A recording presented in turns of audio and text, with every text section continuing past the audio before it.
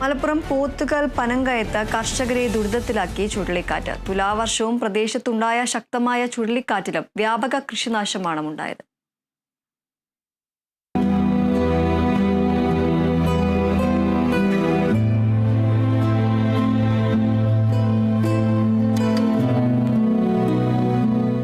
കാറ്റിനും മഴയ്ക്കും പിന്നാലെ പ്രദേശത്ത് 1000-ഓളം വാഴകളാണ് നിലംപൊത്തിയത്.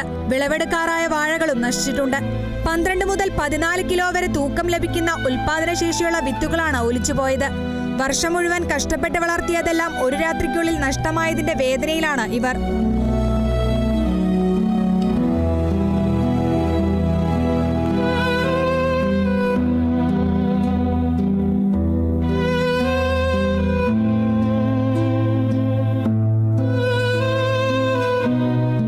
വാഴപ്പുരയ്ക്കായി പണിക്കൂലി, വളം, കീടനാശിനി, പരിപാലനം എന്നിവ ഉൾപ്പെടുത്തി കുറഞ്ഞത് 300 രൂപയെങ്കിലുമാണ് ചെലവ്.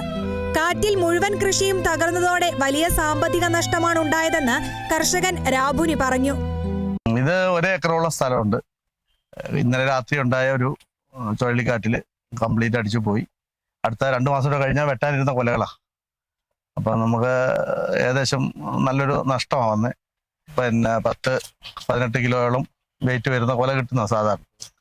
ഇതിനുള്ള എന്ന് പറഞ്ഞാൽ സാധാരണ കൃഷിക്കാരൊക്കെ പിന്നെ അഗ്രികൾച്ചർ ലോൺ ഉണ്ടാവും.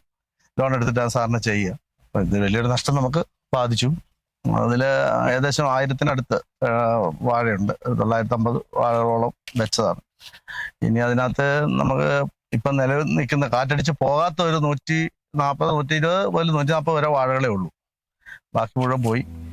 വാഴകൃഷിക്ക് പുറമെ കൃഷിസ്ഥലം മുഴുവൻ വെള്ളം കയറിയതോടെ പാടങ്ങൾക്കും വലിയ നാശനഷ്ടമാണ് ഉണ്ടായത്. കാലാവസ്ഥ പ്രദേശത്തെ മറ്റു കർഷകരിലും നാശം വിതച്ച സ്ഥിതിയാണ്. അധികൃതർ സ്ഥലത്തെത്തി നാശനഷ്ടം വിലയിരുത്തി അടിയന്തര സഹായം നൽകണമെന്നാണ് ഇവരുടെ ആവശ്യം. Kerala vision news, Malappuram.